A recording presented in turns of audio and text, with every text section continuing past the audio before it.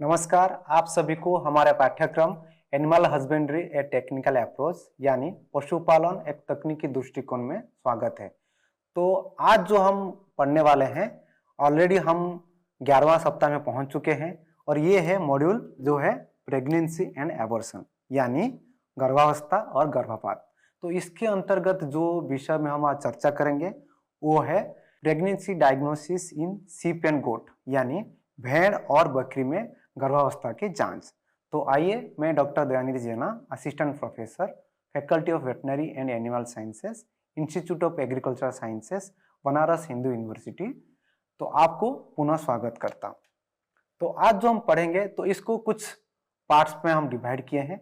तो किस किस स्टेप से हम लोग आगे बढ़ेंगे। तो पहला है कि ये प्रेगनेंसी डायग्नोसिस होता क्या है, जो ऑलरेडी हम डिस्कस कर चुके हैं पिछले क्लास में, और किन किन तरह से हम गर्भावस्था हम जांच कर सकते हैं और कौन सी ध्यान देना चाहिए हम जब भी हम प्रेगनेंसी डायग्नोसिस या गर्भावस्था जांच करते हैं, तो कौन से विषय पर हमें ज्यादा रखवाल करना है उसके बारे में थोड़ा डिस्कस करेंगे या चर्चा करेंगे, और उसमें कौन सा स्पेशल पॉइंट्स निकल के आते हैं वो भी थोड़ा डिस्कस करेंगे। तो ये गाय और भैंस तो हम पढ़ चुके हैं ना। ये शीप गोट में या भेड़ और बकरी में क्या जरूरी है, हम प्रेगनेंसी डायग्नोसिस या गर्भावस्था जांच नहीं करें तो क्या होगा। अगर हम नहीं करेंगे तो ठीक है, गाय भैंस तो ठीक है, मान लीजिए एक ही दिन में आता है, लेकिन बहुत जगह गांव और गांव में क्या होता है, भेड़ और बकरी में वो गर्भा जांच नहीं करते हैं, एक बार चरने के लिए छोड़ देते हैं, और जो गर्भ में आई अगर वो मोस्टली आई तो बहुत जगह अभी तक या कृत्रिम गर्भाधान बहुत जगह अभी तक नहीं हुआ है, तो मान लीजिए वो गाभिन है या नहीं है। वो जैसे जब भी टाइम आएगा पेट फूलेगा, जैसे किसान देखेगा हाँ पेट फूल रहा है, तो हो सकता है वो गाभिन होगा। लेकिन हमें पहले जानना क्यों जरूरी है, क्योंकि मान लीजिए कोई किसी के पास 50 100 200 है, अगर हम गाभिन कितने जान सकते हैं, तो भेड़ और बकरी में क्या 2 बच्चे हो सकते हैं, 3 बच्चे हो सकते हैं, 4 बच्चे हो सकते हैं, तो उसके हिसाब से खुराक भी हम बढ़ा सकते हैं। मान लीजिए कि 1 होता तो हम इतना देते, 2 होगा तो उसके हिसाब से हम ज्यादा खाना देंगे। तो इसीलिए खिलाना कैसे है, और जो गाभिन होगा उसको थोड़ा अलग हम रखें। बाकी जैसे कि कोई मारपीट हो रहा है, कोई जानवर लड़ते हैं, तो उनसे दूर रखें। क्यों, अगर पेट में अगर मुंडी ऐसे मार दिया पेट में तो क्या होगा, वो तो हो सकता है गर्भपात हो सकता है। तो इसीलिए वो सबको ध्यान में रखते हुए तो गर्भावस्था जांच करना बहुत जरूरी है। तो इसीलिए हम बोलते हैं एफिशिएंसी इन ऑफ फार्मिंग। अगर अच्छे से हम जान सकते हैं तो हम कौन गाभिन है कौन नहीं गाभिन है, तो हम भी उसी हिसाब से हम रखवाल देखभाल कर सकते हैं। ठीक है ना। इंप्रूव रिप्रोडक्टिव परफॉर्मेंस, जैसे बोले कि अगर गाभिन कोई एक जानवर गाभिन नहीं हो रही है, बार बार करने के बाद भी गाभिन नहीं हो रही है, तो उसको हो सकता है बेच सकते हो, क्योंकि ऐसे आपके पास ऐसे रह के ज्यादा खाना पीना खा रही है लेकिन कोई प्रोडक्शन नहीं है, तो क्या होगा, तो उसको आप बेच सकते हो, तो उस हिसाब से आपका उधर पैसा ही बच सकता है। तो ये सब मुद्दे को रखते हुए हम ये कह सकते हैं कि गाभिन जांच करना बहुत आवश्यक है। तो चलिए हम किन किन तरह से हम भेड़ और बकरी में हम गर्भावस्था जांच कर सकते हैं। तो जैसे गाय और भैंस में देखे थे 4 मेथड है, तो उसी हिसाब से भेड़ और बकरी में भी उसी 4 मेथड से हम गाभिन जांच कर सकते हैं। जैसे कि मैनेजमेंटल यानी जो प्रबंधन संबंधित जो होते हैं उसी से हम जांच कर सकते हैं, और एक क्लिनिकल एग्जामिनेशन कि जैसे कोई डॉक्टर है जो जानता है इसके बारे में, जिसके पास तजुर्बा है, वो बता सकता है। तीसरा है लैबोरेटरी, ठीक है, या प्रयोगशाला में जांच करा के आप बता सकते हैं। और आखिरी जो है अल्ट्रासोनोग्राफिकल, ठीक है, जो आजकल बहुत कॉमन है, आज साधारण है कि अल्ट्रासाउंड से। तो चलिए अभी चलते हैं प्रबंधन संबंधित कैसे। जैसे गाय और भैंस में क्या बोले थे कि 21 दिन के बाद अगर वो नहीं आती है तो उस हिसाब से गाभिन हो सकती है, कि हाँ चांसेस है कि गाभिन हो सकती है। तो इसी हिसाब से अगर 16 से 19 दिन तक ये भेड़ में क्या होता है, अगर नहीं आती है गर्भ में, ठीक है, तो हो सकता है वो गाभिन है, हो सकता है, चांसेस है कि वो गाभिन नहीं है। और वही चीज अगर बकरी में देखा जाए तो अगर 18 से 24 दिन होता है, ठीक है, ब्रीडिंग हो गया और 18 से 24 दिन हो गया, वो हीट में नहीं आ रही है, तो वो हो सकता है गाभिन है। और ये किस लिए है, क्यों नहीं आ रही है गर्भ में? क्योंकि जो फीटस रहता है वो एक कॉर्पस ल्यूटम, वो जिसमें प्रोजेस्टेरोन निकलता है, उसके चलते वो गर्भ में नहीं आ रही है, वो बच्चे को बनने में मदद कर रहा है। ठीक है, लेकिन ऐसे चुनना चाहिए कि वो सफिशिएंटली रिलायबल हो। ठीक है, कि कोई एम्ब्रियोनिक मोर्टेलिटी हो उसको भी सही तरह से वो देख सकता है। ठीक है, ये भी ध्यान में रहना चाहिए हम लोगों को कि 20 से 30% जो भेड़ है वो प्रेगनेंसी के दौरान या गर्भावस्था के दौरान भी वो गर्भ में आ सकते हैं। तो ये भी ध्यान देना है कि गर्भ में अगर आ रही है, जैसे भी बोले थे कि जैसे 3 से 6% गाय गाभिन होती है फिर भी गर्भ में आते हैं, तो उसी हिसाब से ये जो भेड़ है तो 20 से 30% काफी बहुत होते हैं, तो गर्भ प्रेगनेंसी होती है फिर भी वो गर्भ में आते हैं, तो इसको आप ध्यान में देना है। ठीक है ना, वो गर्भ में आ रही है जानना कैसे है? तो सही जैसे होता है कुछ ऐसे जो हम आगे भी बताएंगे। ठीक है, वो जो भी हम गर्भ जांच करते हैं जिस मेथड से, वो सही से होना चाहिए। ऐसे नहीं कि गाय सर ये भेड़ जो है गर्भ में है, आप बोलो गर्भ में नहीं है, या गर्भ नहीं है फिर बोलो आप गर्भ में है, तो वो जो भी मेथड आप इस्तेमाल कर रहे हैं वो सही होना चाहिए। इसके अलावा कभी कभी क्या होता है कि भेड़ बकरी में हाइड्रोमेट्रा होता है। हाइड्रोमेट्रा क्या है? बच्चे का जगह खाली पानी जमा होता रहता है, तो उस कंडीशन में भी वो कॉर्पस ल्यूटम रहता है, तो उसको आप ध्यान में रखना है। ठीक है, और ये जो है मोस्ट कॉमनली जो लास्ट ट्राइमेस्टर रहता है तो उसमें भी गर्भ में बहुत बार आते हैं, तो ये सब आपको थोड़ा नॉलेज में रहता है तो आसानी होगा वो जांच करने में। इसके अलावा मान लीजिए ये हम मैनेजमेंट से देख ले, इसके अलावा अगर थन बड़ा होता है तो उसमें भी आप बता सकते हैं कि हाँ ये गाभिन है, या फिर अगर पेट फूलता है तो हो सकता है बच्चे वो बढ़ रहा है, लेकिन ऐसा नहीं है। जैसे आपको पहले बोले कुछ कुछ कंडीशन ऐसे होते हैं जिसमें पेट बड़ा रहता है। क्या क्या कंडीशन जैसे होता है? मान लीजिए कि वो पानी जमा हुआ है, ठीक है, या फिर कुछ पॉलिथीन वगैरह जैसे खा लिए हैं, तो उसके चलते भी वो गाभिन नहीं होते लेकिन वो पेट बढ़ता है। तो ये जैसे आप डॉक्टर बनने वाले हो या फिर जैसे आप इसमें टेक्निक सीख रहे हो, तो एक्चुअली वो बच्चा है या गैस भरा हुआ है, तो उसको आप ध्यान में देख के बता सकते हैं। नाउ अभी हम नेक्स्ट स्टेप में चलते हैं जो है क्लिनिकल एग्जामिनेशन, जिसमें थोड़ा तजुर्बा की बहुत जरूरत है। जितने मतलब भेड़ बकरी होते हैं मोस्टली क्या होता है, तो एब्डोमिनल डेवलपमेंट या जैसे थन के आगे जो रहता है पेट का हिस्सा, उसमें हम पाल्पेट करके हम बता सकते हैं कि गाभिन है कि नहीं। ठीक है, लेकिन ये तब भी हम बता सकते हैं अगर बच्चे थोड़ा बड़े हो जाए। ठीक है, मान लीजिए 100 दिन के बाद, 100 दिन के बाद मतलब कितना दिन हो गया, मतलब 3 महीना के ऊपर हो गया, तो उसके बाद क्या होता है बच्चा थोड़ा बड़ा हो जाता है, तो उसको हम पाल्पेट जैसे फील करेंगे थन के आगे तो आपको फील होगा। लेकिन इसमें एक डिमेरिट है, 30 से 35% ये सही होता है। ठीक है, बहुत बार क्या होता है वो फील नहीं होता है। अगर पहली बार मान लीजिए कि 1-2 महीने बाद में बताऊंगा तो उस टाइम आपको पता ही नहीं, मतलब आप बता ही नहीं सकते क्योंकि उतना बड़ा नहीं होगा। और दूसरा क्या है, इसको अभी अगर एब्डोमिनल डेवलपमेंट हम कर रहे हैं, ये बकरी या भेड़ जब खाली पेट है तब भी आप कीजिएगा। क्यों? अगर खा लेते हैं, आपको पता है गाय और भैंस और भेड़ और बकरी ये रूमिनेंट्स हैं। ठीक है, तो ये मान लीजिए बहुत खा लिए तो पेट ऐसे ही फूल जाता है, तो ज्यादा पेट फूलने के बाद आप उसमें फील करने के लिए कोशिश करोगे तो आपको बच्चा फील होगा ही नहीं। तो उसके चलते आपको हम बोलते हैं जो फॉल्स पॉजिटिव या फॉल्स नेगेटिव भी आ सकता है, तो वो थोड़ा ध्यान में देना है। ठीक है, तो बेस्ट वे होता है कि ये स्टैंडिंग कंडीशन में करें और जो ऑर्डर के सामने जो है उसको थोड़ा ऐसे उठाएंगे और थोड़ा ड्रॉप करेंगे हल्का से, तो आपको पता लग सकता है। लेकिन जब भी आप ऐसे देख रहे हो, उठा रहे हो और हल्का से छोड़ रहे हो, अगर रफ हैंडलिंग करोगे तो क्या होगा, वो एबॉर्शन होने के भी चांसेस है। तो हमेशा ध्यान से देखना है, इसे रफ हैंडलिंग नहीं करना है ना। इसके अलावा एक और मेथड है recto abdominal palpation. Recto abdominal palpation क्या होता है, एक लंबा रॉड लेते हैं, अप्रोक्सीमेटली मतलब 30 से 35 मीटर तक वैसे आगे करते हैं और वो चारों तरफ ऐसे ही रेक्टम के चारों ऐसे ही घुमाते हैं, ऊपर से नीचे और बाएं और दाहिने से घुमाते हैं। ठीक है, ये 30 से 35 तक रेक्टम में डालते हैं और रॉड को जो ऊपर नीचे हम करते हैं, ठीक है। अगर ऑब्स्ट्रक्शन आया तो हो सकता है बच्चा बढ़ रहा है, मतलब गाभिन है। अगर ऑब्स्ट्रक्शन कुछ नहीं आया है तो वो बच्चा नहीं होगा।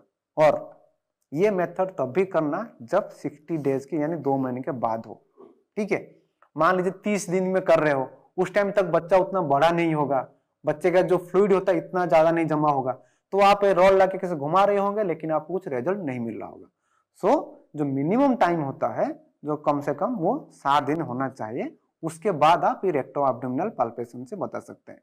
लेकिन और एक भी ध्यान रखना है कि जब भी आप मूव कर रहे हो रॉड को, ऑलरेडी ये रेक्टम के अंदर है, आप अगर बहुत रश करके या हार्शली आप ऐसे मूव करोगे, हो सकता है कुछ इंटरनल इंजुरी आप कर सकते हो। तो ये मेथड को बहुत डेलिकेटली, बहुत सोच समझकर इसमें जानना चाहिए, मतलब करना चाहिए, ठीक है। और चौथी मेथड जो है वो palpation of the cervix. Palpation of cervix means आप डिजिटल मैनिपुलेशन करके आप उंगली से बता सकते हैं कि अगर एक्सटर्नल सर्विक्स मिल रहा है, अगर पोस्ट 50 दिन के बाद, ठीक है, अगर आपको मिल रहा है यानी वो प्रेग्नेंट नहीं है। अगर नहीं मिल रहा है तो प्रेग्नेंट होने के बाद क्या होता है कि वो नीचे चला जाता है। तो वो क्या होता है, नीचे चला जाता है मतलब वो एब्डोमिनल कैविटी में चला गया है, तो फीटस होगा, पानी होगा, इसलिए तो वो गर्भाशय को खींचता है एब्डोमिनल कैविटी के अंदर। तो वो अगर आपको सर्विक्स नहीं मिल रहा है तो वो गाभिन होने का चांसेस है, अगर मिल रहा है तो गाभिन नहीं होगा या फिर अर्ली स्टेज में। इसीलिए इसको 50 दिन बाद ही इसको आप जांच के लिए बोल सकते हो, ठीक है। जो चौथा और आखिरी जो है इसमें है, मान लीजिए अल्ट्रासोनोग्राफिकल मेथड, ठीक है। अल्ट्रासोनोग्राफिक मेथड क्या होता है, ऑलरेडी आपको बता चुके हैं। अल्ट्रासाउंड में क्या होता है, बी मोड मान लीजिए आप, ठीक है, ये बहुत कॉमन यूज होता है। आप इसमें 2 तरीके से कर सकते हो, ट्रांस एब्डोमिनल यानी पेट के ऊपर भी आप जो प्रोब रहता है उसको लगा के देख सकते हैं, या रेक्टम में ट्रांसरेक्टल प्रोब से देख सकते हैं। आजकल बहुत कंपनी क्या होता है गोट या शिफ्ट स्पेसिफिक प्रोब भी बनाते हैं, जो क्या होता है थोड़ा लंबा रहता है, जैसे कि ग्लास रॉड जैसे लंबा रहता है। गाय भैंस में क्या होता है, मान लीजिए प्रोब इतना लंबा होता है, ठीक है। लेकिन अगर हम बोलेंगे कि भेड़ बकरी में ये थोड़ा लंबा और होता है, ताकि वो रेक्टम में आराम से ऐसे आप डाल सकते हो, डंडा जैसा एक रहता है, आराम से जा सकता है। तो कौन सी दिन पे हम जांच कर सकते हैं, मोस्ट अगर होता है आइडियल जो है 45 से 50 दिन से कर सकते हो, लेकिन कॉमनली अगर अर्लीस्ट पूछोगे तो 30 दिन से कर सकते हो, वो है ट्रांस एब्डोमिनल, ठीक है।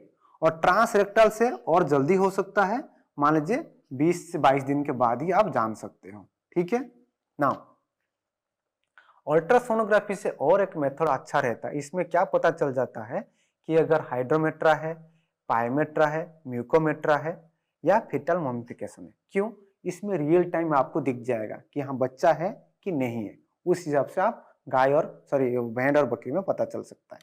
और जो मोस्ट कॉमनली जो साधारणतः यूज होता है वो है 5 से 7.5 mH का जो मेगाहर्ट्ज का जो हम प्रोब इस्तेमाल करते हैं। और इसमें जो फॉल्स पॉजिटिव होता है वो नील होता है लगभग, और फॉल्स नेगेटिव जो होता है अगर टू अर्ली और टू क्विक अगर करोगे तो वो फॉल्स नेगेटिव भी दे सकता है। तो किन किन विषय पे और किन किन चीजों में हम बता सकते हैं कौन से दिन में क्या हम भेड़ और बकरी में हम जांच कर सकते हैं।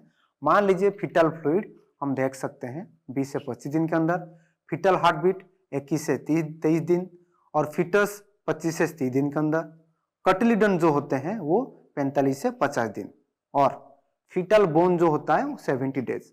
तो फीटल बोन्स अगर देखना है वो ऑसिफिकेशन बोलते हैं, वो 70 दिन के बाद हम देख सकते हैं। इसके अलावा अगर हम जानना चाहेंगे कि वो फीटल सेक्स क्या है, ठीक है, तो ये मेल या फीमेल है, तो ये 60 to 90 डेज के अंदर आप जान सकते हैं। अभी चलते हैं रेडियोग्राफिक। भेड़ और बकरी क्योंकि उनका छोटा साइज है तो रेडियोग्राफिक या फिर मान लीजिए एक्सरे से हम भी बता सकते हैं, क्योंकि छोटे हैं आप आराम से रिस्ट्रेन करके आप एक्सरे में देख सकते हैं। लेकिन फीटल स्केलेटन जो मिनरलाइजेशन होता है वो after 65 days of the gestation, तो इसीलिए जब मिनरलाइजेशन हो सके तो उसके बाद जाकर हम एक्सरे कराएंगे, तब भी जाके वो फीटल स्केलेटन आपको दिखेगा, ठीक है। लेकिन और 90 दिन के जो होता है ये बड़े सीप में, और 70 दिन होता है ये छोटे सीप में, आप देख सकते हैं। और गोट में क्या होता है वो 70 डेज, हम कहते हैं ऑसिफिकेशन उसको कहते हैं। ठीक है, ऑसिफिकेशन मतलब हड्डी में जो मिनरलाइजेशन होता है, मिनरलाइजेशन। ठीक है, ये जो मिनरलाइजेशन होता है उसी हिसाब से हम एक्सरे में हम देखते हैं। ठीक है, और इसमें एक्यूरेसी 90% होता है।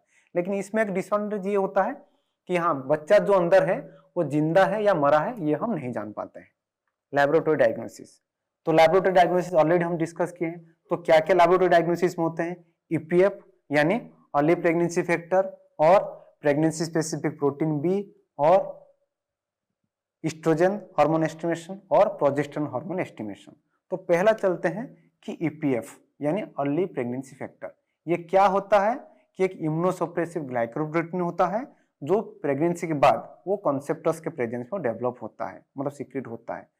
वो क्या करता है, जो इम्यूनोसप्रेशन थोड़ा करता है, क्योंकि वो मैटरनल जो माँ में जो रहता है जो इम्यूनो सिस्टम वो उसको रिजेक्शन ना कर दे, तो इसलिए इसका सिक्रेशन होना बहुत जरूरी है।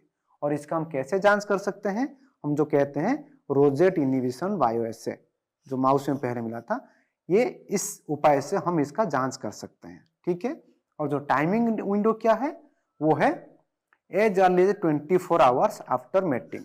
ठीक है, 24 घंटे बाद हम कर सकते हैं। उसी हिसाब से प्रेगनेंसी स्पेसिफिक प्रोटीन बी, ठीक है, ये भी एक तरीका है जिसके हम जान सकते हैं। ये मोस्टली एलाइजा, ठीक है, एंजाइम लिंक्ड इम्यूनोसॉर्बेंट ऐसे एलाइजा से, या फिर रेडियो इम्यूनो ऐसे आरआई से हम कर सकते हैं। ठीक है, तो जो भेड़ में या बकरी में है वो ओवाइन या कैप्रेन प्रेगनेंसी स्पेसिफिक प्रोटीन बी वो सिक्रीट होता है। ठीक है, तो ये जो फीटल जो ट्रोफोब्लास्ट है या प्लासेंटा है उसी से सिक्रीशन होता है। मोस्टली कॉमन क्या है कि 2 to 3 वीक्स आफ्टर लैम्बिंग तक ये रहता है। ठीक है, एक दिन तो हम जान लेते हैं, लेकिन जैसे पहले बोले थे कि इसका हाफ लाइफ ज्यादा है, तो हाफ लाइफ जब ज्यादा होता है तो ये बच्चा देने के बाद भी वो ब्लड में आता है। ठीक है, और जो हम तो कह रहे हैं क्या कि 3 वीक बाद हम जान सकते हैं, 21 दिन बाद हम डिटेक्ट कर सकते हैं। 21 दिन बाद अगर प्रेगनेंसी स्पेसिफिक प्रोटीन भी मिल रहा है तो गाभिन है, लेकिन बच्चा देने के 2-3 हफ्ते बाद तक भी वो फिर भी ब्लड में रहता है। ठीक है, determination of the progesterone. Progesterone क्या है, दोबारा फिर से बोल रहे हैं, जो बच्चे जो गाभिन मतलब गाभिन होने के बाद जो बच्चा बढ़ता है, जो हार्मोन वो बच्चा को बढ़ाता है या उसको मां से बाहर जैसे गिराने के लिए नहीं देता है, ठीक है, एबॉर्शन होने नहीं देता है, तो वो है प्रोजेस्टेरोन हार्मोन। ठीक है, तो ये जैसे बच्चा बढ़ता है वो कॉर्पोस्क्रिप्टम रहता है, उसी से वो प्रोजेस्टेरोन सिक्रीशन होता रहता है। ठीक है, तो ये बोथ जैसे दूध में या फिर हम जो हम कहते हैं खून से, तो हम इसका जांच कर सकते हैं। तो गोट में जो है 22 और 22 से 26 दिन के बाद हम इसका जांच कर सकते हैं, इसका एस्टिमेशन करके ना। तो अगर एस्टिमेशन हम कर सकते हैं तो मिनिमम तो एक रहता ना कि हाँ भाई इतने, मान लीजिए इस नंबर्स के अगर ऊपर जाएगा गाभिन है या नीचे आएगा तो गाभिन नहीं है, तो उसके हिसाब से अगर 2.5 नैनोग्राम पर एमएल से अगर ऊपर जा रहा है उसके इसका मतलब यह है कि वो गाभिन है। अगर 2.5 नैनोग्राम से नीचे है तो वो गाभिन नहीं है। ठीक है, लेकिन दोबारा बोल रहे हैं जैसे गाभिन है, कुछ कुछ कंडीशन में वो गाभिन नहीं होगी, फिर भी वो प्रोजेस्टेरोन एस्टिमेशन होता है। किसमें है, जैसे मान लीजिए कि सिस्टिक कंडीशन हो गया, ठीक है, हाइड्रोमेट्रा हो गया, उस टाइम में भी वो प्रोजेस्टेरोन कॉर्पोस्क्रिप्टम रहता है, तो सीएल बढ़ता है, सीएल रहता है तो प्रोजेस्टेरोन सिक्रीशन होगा, तो उसमें आ सकता है। तो इसलिए इसमें स्पेशल मतलब अटेंशन ध्यान देना है आपको।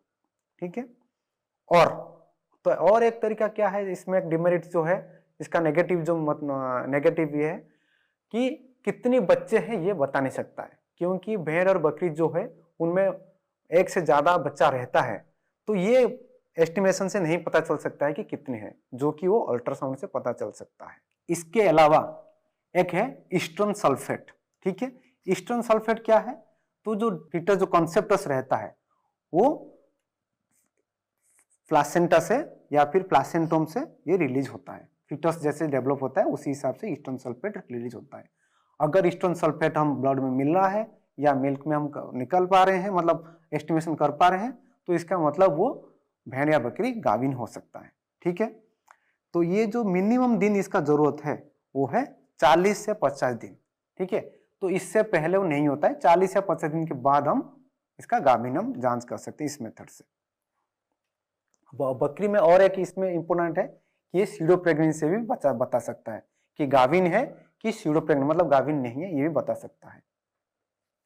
इसके अलावा और एक जिसमें गाय भैंस में नहीं है लेकिन इसमें जो है ओवाइन कोरियोनिक सोमाटोट्रोफिन और ओवाइन प्लासेंटल लैक्टोजन, ये एक लैबोरेटरी मेथड है जिसमें हम प्लासेंटल लैक्टोजन बोलते हैं, इसी हिसाब से भी हम बता सकते हैं। और इसका जो मिनिमम जो अमाउंट होता है, अगर 5 नैनोग्राम से अगर बेसलाइन है 5 नैनोग्राम, अगर 5 नैनोग्राम से ऊपर है तो वो गाभिन है और 5 नैनोग्राम से नीचे है तो वो गाभिन नहीं है। ठीक है, और ये रेडियो इम्यूनोएसिस से हम इसका पता लगाते हैं। और मिनिमम कितना दिन होना चाहिए, ये है 55 दिन। 55 दिन बाद हम प्लासेंटल लैक्टोजन के आधार पर हम गाभिन या गाभिन नहीं है बता सकते हैं। अगर 55 दिन से कम लेंगे तो हो सकता है फॉल्स पॉजिटिव रिजल्ट आ सकता है। नेक्स्ट जो तरीका है वाजिनल बायोप्सी। वाजिनल बायोप्सी क्या है, तो जितना वाजिनल एपिथेलियम लेयर होता है उसके हिसाब से हम बता सकते हैं। उसमें क्या करना है, एक टिश्यू लेना है, वाजिनल टिश्यू लेना है, उसको हम मान लीजिए हिस्टोपैथोलॉजी के लिए हम भेजते हैं। थोड़ा टीडियस प्रोसेस है इसलिए वो फील्ड में नहीं हो पाता है। ठीक है, तो एक टिश्यू सैंपल लेना है, उसको फिक्स करना है, उसके बाद माइक्रोस्कोप के अंदर हम इवैल्यूएट करना है। अगर ये नॉन प्रेग्नेंट होती है तो क्या होता है, जो वाजिनल लेयर है 10 लेयर होता है। ठीक है, और जो सेल्स टाइप मिलते हैं ये पॉलीगोनल एंड स्क्वामस सेल्स मिलते हैं।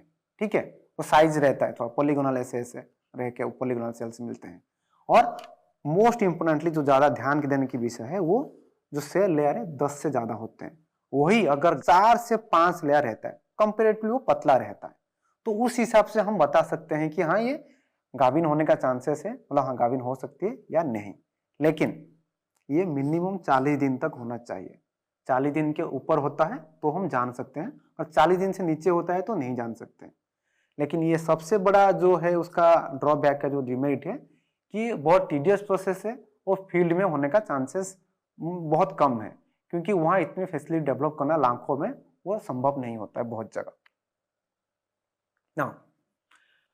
क्या क्या हमें ध्यान देना है, जैसे कि जांच करते वक्त, जैसे गाभिन जानवर है ध्यान देते वक्त क्या क्या हमें स्पेशल पॉइंट्स मतलब ज्यादा रखरखाव करना जरूरी है। कभी भी कोई भी जैसे गाभिन जांच करने जाते हैं उस दौरान जानवर को ज्यादा स्ट्रेस नहीं देना है। स्ट्रेस दोगे तो क्या होता है, कोर्टिसोल रिलीज होता है। इसलिए बोलते हैं यही सेम चीज इंसान में भी होता है। जो गाभिन मतलब जो प्रेग्नेंट होते हैं उनको ज्यादा जैसे दौड़ाना नहीं है, ज्यादा फिजिकल स्ट्रेस नहीं लेना है। स्ट्रेस लेने से क्या होता है, जो आजकल ज्यादा होता है वो मिसकैरेज हो जाता है, यानी एबॉर्शन हो जाता है। स्ट्रेस लेंगे तो कोर्टिसोल रिलीज होगा दिमाग से, जैसे मैनिपुलेट होकर कोर्टिसोल रिलीज होता है। वही कोर्टिसोल क्या करेगा, जितना सब प्रोजेस्टेरोन रहता है उसको हटा के ईस्ट्रोजन में कन्वर्ट कर देगा। तो वंस ईस्ट्रोजन आता है वो बच्चेदानी को पूरा ऐसे कंट्रैक्शन करता है, ऐसे ऐसे कंट्रैक्शन करेगा तो जो फीटस होगा, जो बच्चा होगा वो बाहर आ जाएगा, यानी गर्भपात हो जाएगा। तो इसीलिए हमेशा अच्छे से उसको रिस्ट्रेन करना है, उसके बाद देना है। और जब भी हम अगर परेक्टली कर रहे हैं, जांच कर रहे हैं या वाजिनल एग्जामिनेशन कर रहे हैं तो सफिशिएंट लुब्रिकेशन होना चाहिए। अगर लुब्रिकेशन सफिशिएंट नहीं है तो हो सकता है वो स्ट्रेस में जानवर आ सकता है। और ट्रांस एब्डोमिनल करते वक्त, ठीक है, जैसे हम बोले कि ट्रांस एब्डोमिनल कर रहे हैं या एब्डोमिनल बैलेटमेंट कर रहे हैं, अननेसेसरी प्रेशर नहीं देना है। अगर ज्यादा दोगे तो क्या होगा, तो फीटस का कार्डियक रप्चर भी होने का चांसेस रहता है। इसके अलावा कौन सी मेथड से करना है वो भी आपका पास कौन सा रिसोर्स है उसको देख के आप कर सकते हैं। तो जो हम फाइनली जो कंक्लूजन जो हम इसमें से ड्रॉ करेंगे वो है कि जो भी इक्विपमेंट हम यूज कर रहे हैं वो ज्यादा एक्सपेंसिव यानी ज्यादा कीमती नहीं होना चाहिए, ठीक है, और सेफ और हमेशा 100% अगर एक्यूरेट दे, उस हिसाब से USG is the best one. क्योंकि यूएसजी में आपका कितने फीटस है बता सकता है, कितने आपके लाइव है कि डेड है ये भी बता सकता है। तो ये हमेशा जो मेथड चुन रहे हैं तो रैपिड और एक्यूरेसी, मतलब बहुत जल्दी आपको बता सकता है और सही सलामत, मतलब 100% सही हो, जो कि अल्ट्रासाउंड में आपको तुरंत करते जा रहे हो उसी टाइम आपको बता सकता है। दूसरा है रेडियोग्राफी, हम तो 80 दिन के 70-80 दिन के बाद बता सकते हैं, लेकिन इसमें एक डिमेरिट क्या होता है कि एक्सरे में एक्सपोज हो रहा है। मान लो फीटस है, जानवर है कोई भी, तो एक्सरे में एक्सपोज हो रहा है, तो उसको ध्यान देना है कि जानवर को या फिर जो बच्चे जो बढ़ रहा है उसको एक्सरे में जितना ना दे, एक्सपोजर ना करे उतना अच्छा है। हो सकता है कि अगर रिपीटेड एक्सपोजर हुआ तो कोई जेनेटिक म्यूटेशन में या फिर ऐसे हो सकता है, कोई सेल मर सकता है, तो उसमें हमें ध्यान देना है। और मोस्ट कॉमनली जो हो रहा है यूएसजी अल्ट्रासोनोग्राफी, वो तो बता चुके हैं, जो उसको आप इस्तेमाल कर सकते हो। इसके अलावा शिप गोट में क्या है, लापारोस्कोपी एंड लापारोटोमी भी यूज हो रहा है, लेकिन ये जो लापारोस्कोपी लैप्रोटोमी बहुत इन्वेसिव होता है, तो इसको रिसर्च पर्पज के लिए बहुत लोग यूज करते हैं। नॉर्मली जो रेगुलरली हम लोग ऐसे जो जांच करते हैं ये उसके अंदर में नहीं आता है। अगर आपको इसके अलावा ज्यादा जानना है, ज्यादा पढ़ना है, तो ये 3 किताब है, तो आप इसको फॉलो कर सकते हैं। तो ये बहुत अच्छे से दिया है, मतलब यूएसजी का पिक्चर्स जो कि इसमें कम है, इसमें टेक्निक्स कैसे कैसे करना है वो चीज है, टेक्निक्स के बारे में बताया अच्छा है। इसमें यूएसजी प्रोटोकॉल्स सारा दिए हैं। ठीक है, धन्यवाद।